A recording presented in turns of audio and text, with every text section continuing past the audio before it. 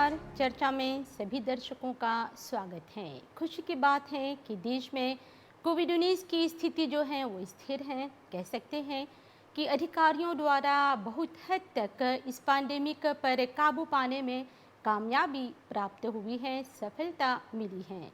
इसका नतीजा देश में अर्थतंत्र को फिर से खोला जा चुका है।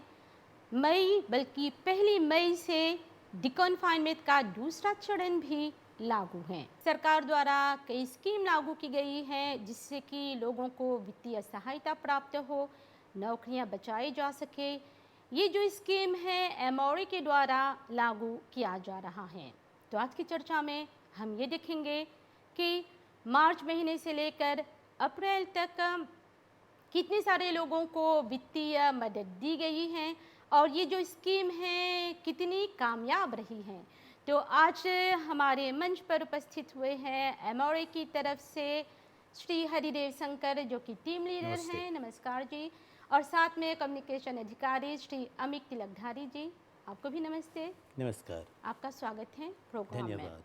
तो देश दो कन्फाइनमेंट जी चुका है, अभी तक जी रहे हैं आंशिक रूप से, पर सरकार एमओए की तरफ से उसने बहुत मदद पहुंचाई है और एमओए का जिम्मा रहा है ये दो वित्तीय सहायता जो है उसे लागू करना, उसे अमल में लाना, जिसे सीज और गुआस कहते हैं।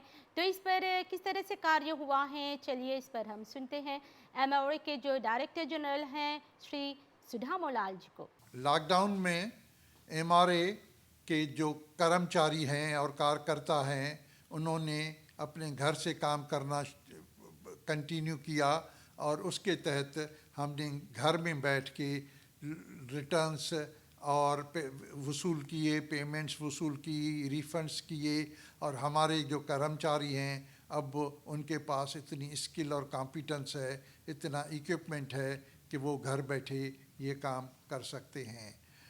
इसके अलावा कस्टम्स के जो अहलकार हैं उन्होंने जो क्लियरेंस ऑफ पैसेंजर्स और क्लियरेंस ऑफ गुड्स जो है वो उसके लिए सिर्फ उनको एयरपोर्ट जाना पड़ा, बाकी जो डिक्लेरेशंस हैं वो उन्होंने घर बैठे वसूल की और घर बैठे प्रोसेस की।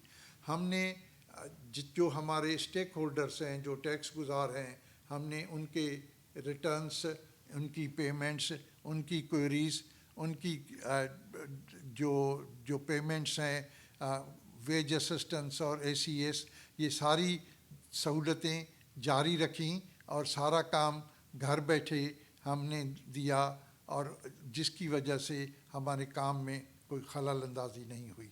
कन्फाइनमेंट के दौरान सरकार द्वारा काफ़ी कदम उठावल गल बा जिसमें देश में अर्थतंत्र के जारी रखल जा सकी और नौकरी भी बचावल जा सकी।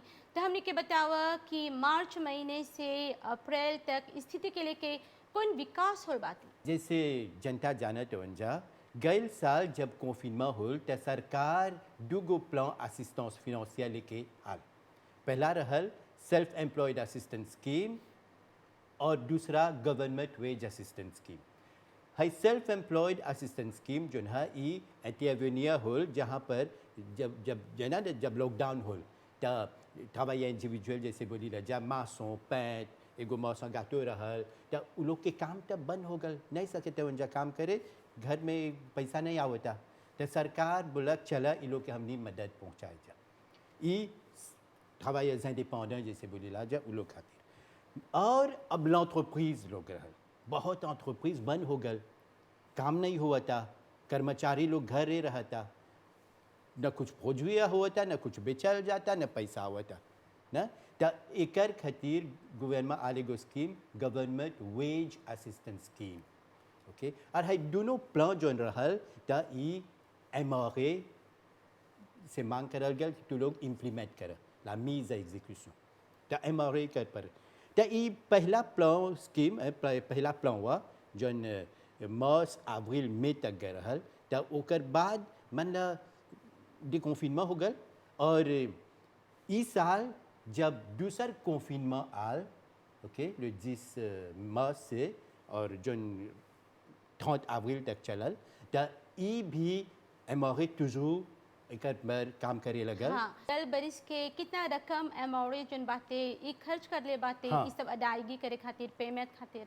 जाने ला है गैल साल के कॉन्फिnement के लेके हाई साल के कॉन्फिnement donc en tout सरकार 24 मिलियन 24 बिलियन रुपीस खर्च करलक पे करलक हैं असिस्टेंस फिनेंशियर और है सेल्फ एम्प्लॉयड असिस्टेंस खातिर 6.5 बिलियन रुपीस हैं 6.5 मिलियन रुपये खर्च होल और ये 250,000 से ज़्यादा सेल्फ एम्प्लॉयड लोग के मिलन। हाँ। और हम वही गवर्नमेंट वेज असिस्टेंस स्कीम के लिए ये जाने ला ये जैसे हम जाने तभी ये एम्प्लॉयर लोग के खास कर मिलल एम्प्लॉयर लोग ये पैसा एप्लीकेशन कर लें जा एलिजिबिलिटी क्राइटेरिया सब रेस्पेक्ट कर लें जा तो लोग के मिल गए तो है 16,700 एम्प्लॉयर कंसर्ने रहल और वो लोग के 15.3 बिलियन रुपीस एक लिए खर्च हो 17 मार्च 2020 से लेके अभी तक 3 मई 2021 इतना खर्च हो गल बाते डिसबर्समेंट हो गल बाते जी। क्या सब लोग के मिल गल बा ई जोन चीज के कैटेगरी में आवेलन। का है त जन नमोए बा self employed assistance scheme. Self employed का बोलल जा जे अपन खुद के काम करेला जे मासों बा क्वाफेयर बा टाइयर बा प्लांटेयर बा ई लोग के ह ई लोग के कौन चीज होल हमनी के इंफॉर्मेशन रहल गत साल जब वो लोग के पेये कर ले रही सर तो हमनी के देजा इंफॉर्मेशन रहल वो लोग के पेये कर ले रही सर तो हर बरिस हमनी बोलनी सर वो लोग के एप्लीकेशन नहीं करे के जितना कोई हमनी के देजा हमनी वो लोग के पेये कर ले रही सर और हमनी के सिस्टम में देखनी सर कि वो लोग अपन हई कमुआ करते हवन जा तो वो लोग के फिर से हमनी पेये करनी सर। त मार्च के मुकाबले अप्रैल में संख्या बढ़ल बाते वो भी समान रहल थोड़ा बाते? सन सकेला बढ़ल होई काहे सकेला बढ़ल होई मार्च में जब पेये करनी सा हमनी तो संख्या थोड़ा बढ़ल होई काहे तोरा बोलब बस कि जे कोई सकेला गत साल उस सेल्फ एम्प्लॉयड असिस्टेंट स्कीम में नहीं रहल अपन खुद के काम हई बरी शुरू कर लेबा धरल देशाम न तो janvier से अपन काम खुद के शुरू करलक तो मार्च में उ तब काम नहीं करता लॉकडाउन हो गए रहल तो ओके चाहला पेये करे के ना तो अप्रैल में सकब सा बोले कि थोड़ा सन जस्ती सकेला हो गल हुई। अच्छा तो कुछ लोग ई शिकायत करत हवन जा कि अप्रैल महीना खातिर अभी तक उ लोग के ई पेमेंट नहीं मिलल बाते तेकर पर कुछ बोलबा। अप्रैल महीना के हमने पेये करत ही सर जे कि नहीं मिलल होई जे मार्च में मिलल बा ओके तो अप्रैल में ओके पेये करब सा हमने माजूते आदमी लोग के पेये कर दिले सा सकेला थोड़ा बहुत रह गल होई तो हमने रोज के प्रोसेस करके हमने पैसा लोग के विदा करत ही सर। मतलब कि ई प्रक्रिया में थोड़ा समय लगल बाते। थोड़ा सन समय लगल बा तोहरा नहीं बोलब थोड़ा सन समय लगल बा सिल्मा तोहरा हम एगो सकब बोले कि माजूते आदमी लोग के पेये कर दिले सा हमने है मार्च महीना के दौरान खाली सेल्फ एम्प्लॉयड असिस्टेंस स्कीम के है 2,644 रुपये नहीं पेये होल खाली है नहीं सरकार एगो वन ऑफ ग्रांट भी दिलक 10,000 रुपया जिसमें रुपये हर सेल्फ एम्प्लॉयड इंडिविजुअल जन एलिजिबल हो जा वो लोग के 10,000 रुपया मिलल वो एगो वन ऑफ ग्रांट रहल और ई जनता के चाहिए जाने के ई अप्रैल में नहीं मिली फिर से है वो खाली मार्च खातिर रहल खाली मार्च खातिर मतलब कि मार्च महीना में जो सेल्फ एम्प्लॉयड रहल ओकरा मिलल 5,200 नहीं। ई जो नसीज मार्च में वो तक खाली 2 सेमेन खातिर हाँ। रहल 2 सेमेन खातिर वो लोग के मिलल हर एक सेल्फ एम्प्लॉयड के 2,644 और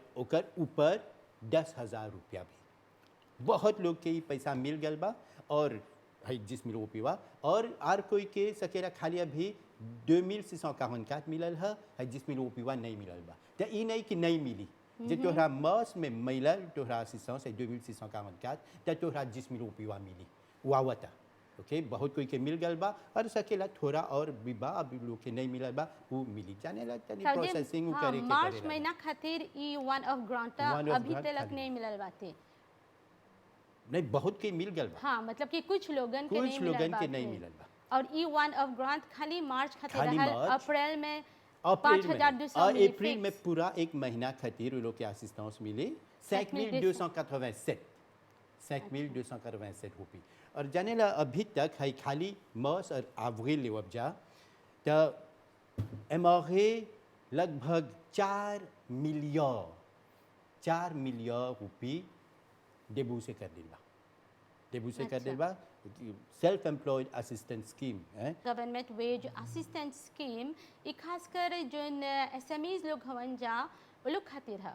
हाँ जाने ला गैल बरिस जब है गवर्नमेंट वेज असिस्टेंट स्कीम इंट्रोड्यूस होल तो वो ई स्कीम एंटरप्राइज लोग के है एंटरप्राइज जोन जाने ला जब लॉकडाउन होल तो बहुत एंटरप्राइज बंद हो गए काम नहीं बा तो सरकार एम्प्लॉयर लोग के बोलन जा एगो मांग कर एप्लीकेशन भेजा एमआरए सब क्राइटेरिया एलिजिबिलिटी देख के तो प्रोसेस करलक और एम्प्लॉयर लोग के अकाउंट में पैसा वैसे होल और एम्प्लॉयर लोग ये पैसा लेके कर्मचारी लोग के अच्छा। लापे करलन जा गल साल ऐसे होल रहल मगर इस साल मार्च में भी उसने होल मगर अप्रैल के लिए ये असिस्टेंस खाली petite et moyenne entreprise लोग के मिला था। अच्छा सब कोई के नहीं सब मिलता कोई के खाली नहीं। एसएमईज जब- का हाँ। है ई बात है।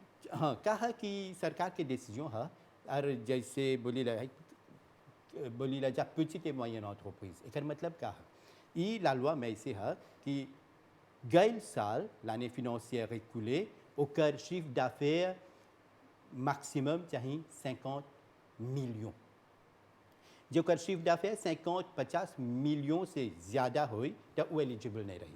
तो हजा पर भी देखे थे जा कुछ एसएमईज लोग हवन जा जो लोग बोलत हवन जा शिकायत करत हवन जा कि अप्रैल महीना खातिर अभी मई में चला हैं जा पर जी। अप्रैल महीना खातिर उन लोग के वो पैसा नहीं मिलल बाते वो असिस्टेंस और वो लोग अपन जो कर्मचारी लोग हवन जा वो लोग के लापे नहीं सकत हवन जा करे कुछ बोलबा। देखा हमनी तब बाजे करीला सा एगो हर महीना जोन हमनी के एनपीएस एनएसएफ और हई जोन बोलीला सा कंट्रीब्यूशन सोशल जोन पे करेलन सा अपन कम करवा के हमनी हाव पर बाजे करके हमनी पैसा दिला सा नहीं कि कोई भी एगो कंपनी बा कतमे में वो एसएमई है बा कुछ कंपनी के एसएमई है ओकर यहाँ 10 गो कम करवा बा तब 5 गो के पे करता तो हमनी तो देव सब पैसा सिर्फ 5 जना के ना नहीं सकब सब 10 जना के पैसा देवे के एगो लालवा हमोरिस में जौन चाहला तो हर कंट्रीब्यूशन सोशल जितना तो हर कम करवा है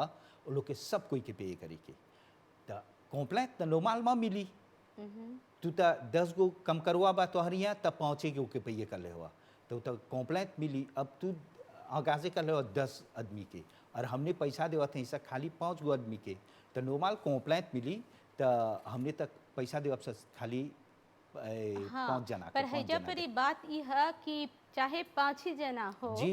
पर 5 जना के सेजे चुकावल जाता जी। तब भी मुझे थोड़ा देरी होवत बाते नहीं तो ई हो जाला कबो बस के हमने सब कोई के प्रोसेस करत हैं सा हर समय के रोज प्रोसेस करके हमने पैसा विदा करत हैं है देखा खाली मार्च महीना के दौरान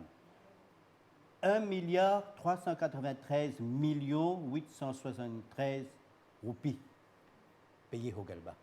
अप्रैल में अभी हाई शिफ्ट जन देवतन 3 मई 2021 के है 881,174,000 डेबू से हो गल बा। हाँ देरी हो प्रक्रियावा जाला। में थोड़ा लेटों लेवेला जा जाने ला हाई डोसिए हर डोसिए चाहिए निमन से वेरीफाई करे के ई जाने ला ई पैसा पब्लिक मनी है और ये भी बात सुने में आवेला क्योंकि जनता से काम करेला जा जनता के बात हमनी बोला। आप तक पहुंचावत हैं जा बोला। कि कबो एमआरए के टेलीफोने करबा फोन करबा तब बहुत लंबा समय ले होल्ड पर रहे के पड़ेला हम तोरा कबो explain 15 करी। मिनट ले तब भी मतलब कि फोन नहीं उठावल जाला तो थोड़ा हम तोरा एक्सप्लिके करीला हमने जोन एमआरए है सा खाली है वेज असिस्टेंस स्कीम और सीज खाली नहीं ओके पे करीला सा जितना टैक्स हम मोरिस में वेआते income tax corporate tax gaming betting advertising structure fee सब कलीते टैक्स है तो सोच ला मोरिस में जितना आदमी बा सीज और ग्वास के छोड़ के वो लोग खातिर भी हमने काम करीला सा हमने खाली नहीं कुमाजिया सेल्फ एम्प्लॉयड असिस्टेंस स्कीम वो लोग खातिर भी काम करेला सर। तो नॉर्मल हो जाला जब दिन में हमनी के त जितना ओपेराते लोग बा तो नॉर्मल तनी तार दे हो जाला। मैं फिर भी हमनी बोलीला सर, हमनी कौन सी करेला सर, पब्लिक के एडवाइस देला सर कि तो लोग हमनी के एगो मेल विदा कर headoffice@mra.mu, हमनी के जे एगो मेल तो विदा करबा अपन निमो टेलीफोन जे दे देबा तो हमनी सकब से तोहरा एगो सहायता करे। हमनी के ऑफिशियल लोग सके एगो टेलीफोन लेके तोहरा टेलीफोने करे डायरेक्ट। अब तो सब की पोताब बा तो टेलीफोने करके तोहर प्रॉब्लम हम सकब से सेटल कर। जनेला हाई लॉकडाउन के दौरान कोई MRA के ब्यूरो लगे पासे होई तो देखी सब बंद बा, फिर भी पैसा खर्जिते हो जाता है इतना कोर्ट में, तो ये कैसे हुआ? घर से काम हो ई वर्क फ्रॉम होम 150 से ज़्यादा कर्मचारी MRA के कर्मचारी घर से काम कर लें जा। हमने के IT डिपार्टमेंट जो है बहुत मजबूत है, वो लोग सगरो कंप्यूटर सब इंस्टॉल कर देलन सब, ओके, सब कनेक्शन ब्रांचे होल हमने के सिस्टम सेंट्रल से, और घरे से हमने के कर्मचारी लोग काम करे लगल। और फजीर सांझ दिन भर वीकेंड कुछ नहीं देख लन जा, बस अच्छा। हमनी जानेला हमनी MRA सौंसी बन जा जोन कुछ देश में होएला। देखा हमने निगेटिव इनकम टैक्स से शुरू हो, स्पेशल अलाउंस, जहाँ जहाँ हमने सकब जब मदद करे हमने करी ला जा। ये नहीं कि ऑफिस आवर जाके अपन तो अभी जब दी कन्फाइनमेंट अब शुरू हो गल बा दूसर फाज तो अब फिर से सब नॉर्मल हो गल बा। MRA के जो दफ्तर बातें खुलल बातें, हाँ लोग सकें जा आई हो जा पड़ी अब थोड़ा जाने ला। हाँ हमने ये मांग कर ली ला जाने हमने के सिस्टम MRA सब ऑनलाइन है, la plupart पेमेंट ऑनलाइन सक बकरे, कोनो फॉर्म रही भरे के सब काम ऑनलाइन हुआ था। एगो कंप्लेंट बा सक बा हेड ऑफिस at MRA पर भेजे। है टेलीफोन जन है जनरल हम बोली ला जा एगो नुमेरो 207-6000, तो वो 207-6000 से 24 टेलीफोन जो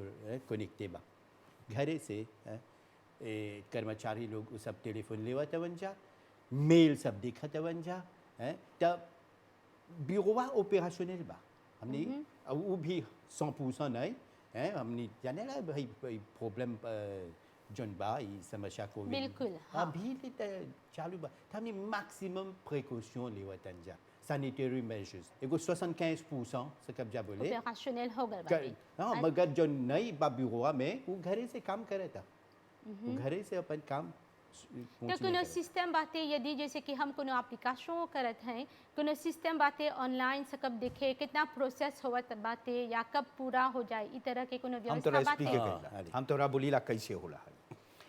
धरला कोई अपन सेल्फ नेट स्कीम के एप्लीकेशन कर लेबा, जे हमनी के जइबा हमनी के वेबसाइट में तो हौजा परी जहाँ परी तोहर एप्लीकेशन कर ले हुआ चेक स्टेटस बा, हौजा परी चेक स्टेटस, जे चेक स्टेटस में ढुकबा तो अपन एप्लीकेशन अपन कौती दाँचते से कर ले ना, अपन कौती दाँचते डलबा और पाछे बगल तोहर कौती दाँचते में सब कोई के है एगो कार्ड कंट्रोल नंबर, हाउ कार्ड कंट्रोल नंबर वा चाहना डाले के काहे है कार्ड कंट्रोल नंबर बोले से डाले के। हम एक जना जे एप्लीकेशन कर लेबा तो ओकर कौती दाँचते ओकर संग रही, दूसर कोई नहीं सेवी करेला तो वो खुद जानी ओकर कार्ड कंट्रोल नंबर कौन सी है और ओकर निमो पोताब जोन एप्लीकेशन कर ले रहल, जोन एप्लीकेशन कर ले रहल हाउ निमो पोताबवा डाली तो लॉगिन करी। जैसे लॉगिन करी तो ओके लौके एगो फॉर्म पागत होई, उमे बोली तोहर पैसा खरीदते हो गल बा तोहर अकाउंट में आकि नहीं खरीदते होल बा, नहीं खरीदते होल बा तो ओकर कोजिशो हमनी डलले ऐसा काहे नहीं खरीदते होल बा। अच्छा, मतलब कि ये सब जानकारी बातें ये शायद सब जानकारी बा पता नहीं बातें वो लोग सकेला सकेला वही की खातिर जानकारी टेलीविजन में उतना आला है ना, फैलावल नहीं बातें। हाँ वही खातिर टेलीविजन में आला है बोलत है कि देखा तू है एप्लीकेशन जब कर ले हुआ तू में जा तो तू में जाइबा तो उमें एगो खरीदेवा काहे तोहरा नहीं मिलल बा, तो उ तो बोला था ना काहे नहीं मिलल बा तोहरा। एगो सैम्पल एग्जाम देवत है, हमने बोली ला सा एगो हाउस होल्ड में एगो फुआये में जे कोई के ओकर इनकम ओकर आय जे 50,000 रुपया से जस्ती मिलल हो, घन ला एगो मिशे और एगो मैडम जे 50,000 से जस्ती मिलल होई तो उ खितेवा में नहीं ढुकता ओके नहीं मिली। एगो एग्जाम देवत हैं, धरला एगो पत्नी काम करत हन, उनकरा 30,000 रुपया मिलता, 30,000 रुपया मिलता हर महीना, और उनकर पति जिसमें एगो प्लौते हवन, उनकरा एगो 25,000 रुपया मिलता हर महीना, उनकरा 25,000 मिलता। दोनों जना के मिला के हइजा पर भी एलिजिबल नहीं रही अंजा। 55,000 हो गल। तो कहाँ पर इसे जाके हमने है इंफॉर्मेशन खोजनी सा, है इंफॉर्मेशन फासिल बा मिले के। धरला वो अपन इनकम टैक्स रिटर्न जे विदा कर ले हवन गल बरिस के, तो वो अपन डिक्लेरेशन एक बरिस के दिले हवन ना, और उनकर मिसे जौन प्लौते है वो भी अपन डिक्लेरेशन दिले हवन। तो है एगो चेकवा हमने के सिस्टम करेला। है जितना पैसा देखा तो सीज जौन दिया था, इमें ह्यूमन इंटरवेंशन तनको नहीं बा, ये सब कंप्यूटर काम करेला, वही चेके करके वही तो हर कोत खरीदते करेला। अच्छा, तो जैसे कि बहुत सारे लोग हवन जा सकें जा बोले कि सेल्फ एम्प्लॉयड हवन जा, वो जी, लोग बोला। भी खोजन जा कि वो लोग के भी ई असिस्टेंस मिली, वित्तीय सहायता। जी। तो कैसे आप लोग के कौन खितिया बातें निकष बातें कि एगो सेल्फ एम्प्लॉयड हा जेन्युइन का हा ओकरा चाहिए पैसा मिले के? देखा पहला चीज जे एगो जे जना काम नहीं करत है, वो तो अनएम्प्लॉयड है। जे काम नहीं करत हुआ, सोमे हुआ, तो वो अनएम्प्लॉयड हुआ, तो सीधा तू सेल्फ असिस्टेंस स्कीम में नहीं ढूंढबा। दे जम खरीते जौन बा, जे अगर तू कहूँ काम करत हुआ तो तू तो सेल्फ एम्प्लॉयड नहीं हुआ। ट्रोजियम जौन है जेके बेसिक रिटायरमेंट पेंशन मिलेला, पेंशन vieillesse जौन बोलीला सा, वो लोग के जे मिलेला ओकर एगो बुटीक होई, तो सेल्फ एम्प्लॉयड है, सलमा ओके बेसिक रिटायरमेंट पेंशन मिलता, ओके पेंशन मिलता, तो ओके नहीं मिली। जेके सोशल बेनिफिट्स मिलत होई, अब जे फुल टाइम एगो ये चीज़ें है उतना नहीं ढुकीला में। और जे भी डिपेंडेंट स्पाउस हमने के समझे के चाहला, डिपेंडेंट स्पाउस के है। डिपेंडेंट स्पाउस जे एगो पति या एगो पत्नी अपन रिटर्न गल बरिस के उ सुमेत कर ले हवन, उ विदा कर ले हवन, जे तू अपन मैडम या अपन मिशे के तू एगो डिपेंडेंट स्पाउस डलले हो अपन रिटर्न में, तो उ खितेवा में नहीं ढुकेला, वो नहीं ढुकेला। धरला अब कोई भी जे अनएम्प्लॉयड रहल देशाम में, फिर से जाविये में उ धरला उ काम करे लगल, उ सेल्फ एम्प्लॉयड हो गल, तो उ ढुकी में। तो श्री शंकर जी, कन्फाइनमेंट के दौरान बहुत सी सरकार बातें जैसे कि VAT रिटर्न वगैरह जिनकी नहीं हो बातें, एकर पर पेनाल्टी होए? नहीं, पेनाल्टी नहीं डालत है हमने, लेकिन हमने एगो एक्सटेंशन दिले हैं सा, कब तोहरा चाहला तोहर रिटर्न फाइल करे के। जे भी कोई रहल 10 मार्च 2021 तो कन्फाइनमेंट में ढुकनी सा, जिसका ले 30 अप्रैल 2021, वो लोग के हमने एक्सटेंशन दिले हैं सा, जिसका ले 31 मई 2021, 31 मई 2021 में तो वो लोग सकियन से अपन रिटर्न फाइल करे। और जेकर भी अब मई में ढाई महीना के मई 2021 के ओकर रिटर्न फाइल करे के बा, वो लोग के दिले हैं सा, जिसका ले 28 जुin 2021 और रिटर्न फाइल करके। अब जैसे भाई अमित तलेरवा बोलन, अब हमने तो ऐसा मिली कि गंती लेवत नहीं ना, तो वो लोग के एगो एक्सटेंशन दिले हैं सा, वो लोग के वाट रिटर्न, वो लोग के वाट रिटर्न जौन 31 मार्च 2021 में फाइल करे के रहल, वो लोग के 15 जुलियट 2021 में दिले हैं सा फाइल करके। एगो एक्सेप्शन कर लें सा, बस कि SME लोग के चाहे एगो कैश फ्लो वो लोग के जमे सकियन से अपन कारोबार करे, वो खातिर वो लोग के एक्सटेंशन तनी जस्ती मिलल है। जैसे भैया बोलन तब एगो एप्लीकेशन भेज दिला, वो चाहे जाने चाहत वह तोहर स्टेटस का है, तो हमने के सिस्टम में हेलबा तो तोहरा स्टेटस दे दी। अब मान ला कोई अपन स्टेटस वेरीफाई करला, देखला कि वो नहीं एलिजिबल बा, ओकर कारण भी लिखल बा, ओके रिस्पॉन्सवा में मिल गए ओकर कारण, तो क्या करी?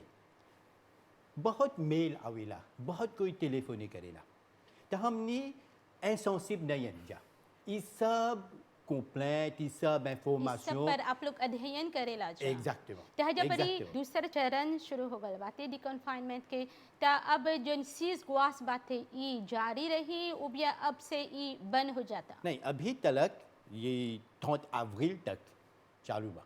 हाँ, 30 अप्रैल तक हो गल, अब मई महीना में है जा। नहीं, पेमेंट जो है 30 हाँ। अप्रैल तक में हमने प्रोसेसिंग तो उतर शुरू जी। कंटिन्यू और हमने के बतावा का अभी से भी कोई सकी एप्लीकेशन जरूर करे जरूर जे कोई के एगो प्रॉब्लम रहल ओकर कार्ड आइडेंटिटी से सिपा कोनो बैंक अकाउंट से एगो कुछ समस्या रहल तो वो समस्या सुलझा के दोबारा आई जे कोई नहीं कर ले बा एप्लीकेशन अभी तक और सोची कि अभी वो एलिजिबल बा तो अपन जी। एप्लीकेशन से की भेजे अभी तक और और जाने ला गर्ल कन्फाइनमेंट से जब 31 मई 2020 जब कन्फाइनमेंट निकाल दिया जा तो टूरिज्म सेक्टर तो continuellement affecté रहल अभी ले affecté बा तो इस सेक्टर में असिस्टेंस financière चाहे सेल्फ एम्प्लॉयड असिस्टेंस स्कीम या गवर्नमेंट वेज असिस्टेंस स्कीम ई पर ई चालू बा तो शंकर जी बोला। अभी हमने दूसर का कन्फाइनमेंट जीनी जा जी। और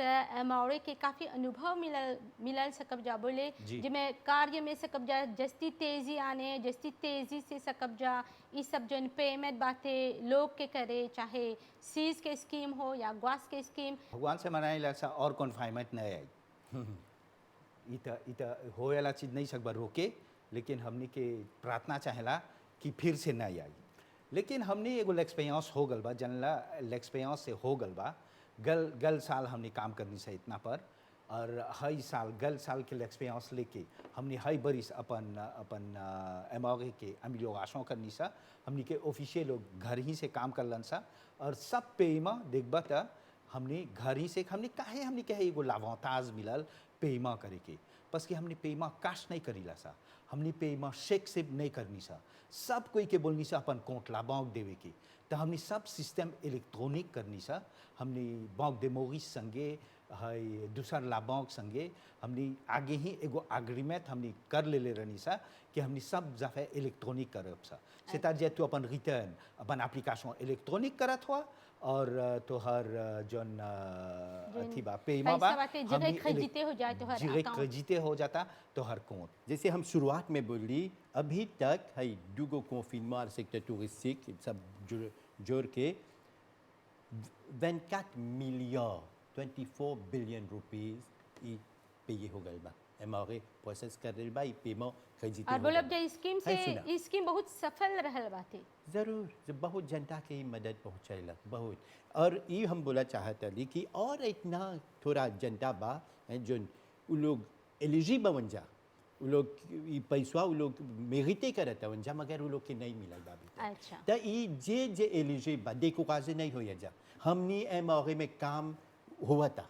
काम करत जा सब दोसिए प्रोसेस करत जा उ बिल्कुल धैर्य से काम लेके चाहिए जाने ला हम इंतजार एगो- के फल मीठा भी रहेला एगो- आप लोग के पेमेंट होई है हम एगो एग्जाम्पल देवब एक जना एगो सेल्फ एम्प्लॉयड जना एक महीना में कितना पैसा तोहरा मिलेला लगभग आ peu près तो उ 20,000 रुपये डाले के तो उ डाल देलक 200,000 एरेसे तो जब हमने लगे फॉर्म आल तो उ तो नहीं सकबा प्रोसेस करे तब हमने quand même इंटरवेनियर कर ली जा वो जनता रिप्रेजेंटेशन कर ले तो फिर से ओके मौका दे ले जा है कोरिजे करे अच्छा तो एमआरए के कम्युनिकेशन अधिकारी श्री अमित तिलकधारी जी बहुत बहुत धन्यवाद और साथ में टीम लीडर श्री हरिदेव शंकर जी आपके भी धन्यवाद प्रोग्राम में लिए जा और इतना सारा विचार आप लोग बांट ले जा जनता खातिर जानकारी दिला जा तो हमें के यही उम्मीद बातें यही उम्मीद है हमारी कि ये जो जानकारियाँ रही हैं आपके लिए फ़ायदेमंद हो